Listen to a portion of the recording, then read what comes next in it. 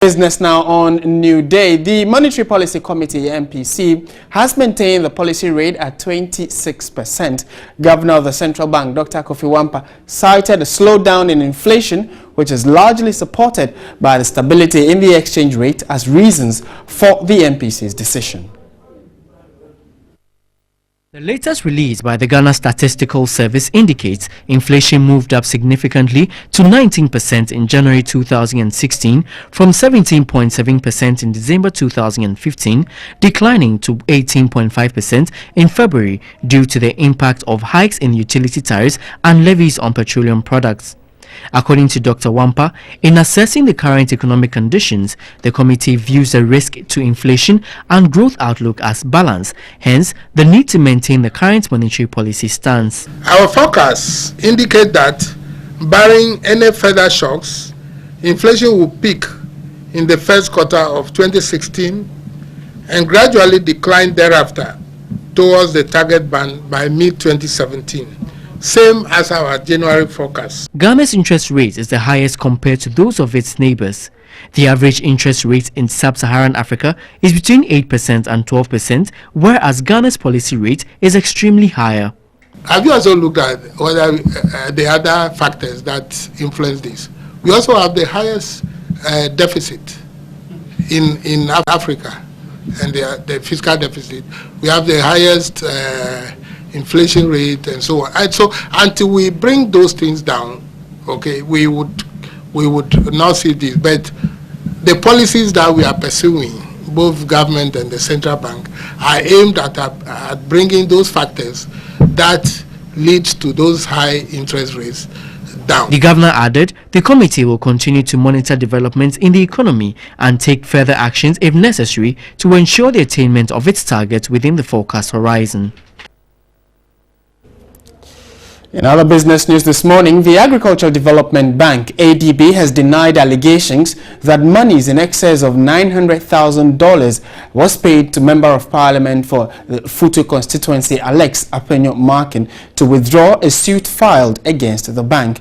This denial comes on the back of accusations against the Member of Parliament who questioned moves by the bank to issue an initial public offer. In the latter part of last year, there were allegations against MP for Ifutu constituency Apenyo-Markin for demanding an amount of $400,000 from Agricultural Development Bank (ADB) in order to withdraw a suit against the bank. In the same allegation, ADB was also accused of paying an additional $500,000 into an account in the United States belonging to the sister of the MP. Again, a cedi equivalent of $250,000 was allegedly paid to Apenyo-Markin in an act of extortion. In a statement issued by lawyers of ADB in response to the accusers, the bank said there is no way the bank will employ that quantum of funds simply to get an IPO by any such illegal means. The letter signed by MK Amwakohene, General Counsel for the ADB, concluded by saying they wish to say that the bank has not paid any monies to Honorable Apenyo-Markin or anyone connected to him. Let's turn our attention to the power sector now, and the Volta River Authority has given indications that it is collaborating with its counterparts in Ivory Coast to give us some power to augment what we are already having. This follows the shutting down of the Kwame Nkrumah FPSO or FPSO Kwame Nkrumah for regular maintenance. Now, in a statement, it also says that it will also purchase between 50 to 100 megawatts of power from Ivory Coast to augment Ghana's power generation capacity for the next 2 weeks.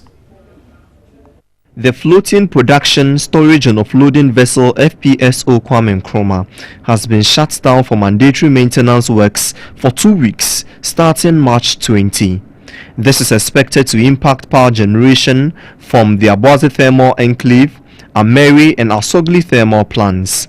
According to the VRA, it will complete the switch of all dual fuel thermal plants to run on light crude oil before close of week. We have made the adequate preparations to buy crude oil. We got almost 1 million, to present 950,000 barrels. We discharged 300,000 barrels in Tema for our plant in Tema, and then we are on the way to discharge 400,000 barrels in Takrady.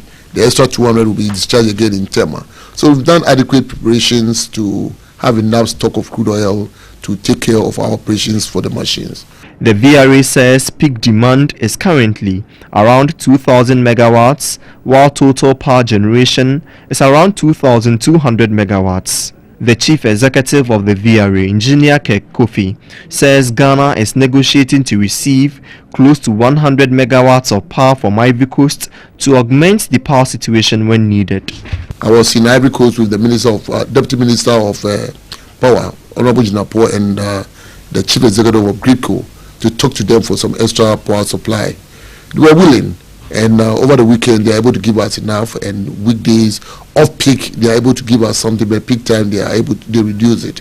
So that's what the situation is. I've also been to Nigeria to talk to our Nigeria counterparts. Still on power, the Africa Center for Energy Policy ACEP says that the shutdown of the FPSO will knock out close to 400 megawatts from the national grid. The energy policy think tank urged players in the sector to readily issue a load shedding timetable should the challenge be encountered. The Ghana National Gas Company was receiving close to 100 million standard cubic feet of gas before the shutdown of the FPSO. The Ameri plant, which relies solely on gas, would stop producing the 250 megawatts of power due to the shutdown, with Asogli power plant also suspending 150 megawatts of power generation. We have other plants in the Takoradi enclaves which can shift from gas to light crude oil. So what we need to do is to transition those plants to the use of light crude oil. If we are lucky, it will be a smooth transition and you wouldn't have a problem. But sometimes when you are transitioning, you have problems because the nozzles can get clogged and you have to shut down and re-examine them. And that could take a week or two to get them back working. According to ACEP, players in the power sector can only rely on load shedding if they encounter any challenge in switching dual fuel plants to run on crude. Looking about 400 megawatt loss from our generation. So that is quite significant. How can that be offset? We now see that there is some reserve margin of about 100 megawatt that can come to reduce the deficit to about 300 megawatt. If we have enough water in Akosombo Dam, we can force it to generate more. We can also give some amount. But again, that will have to be assessed really well technically to make sure that we are not stretching those plants.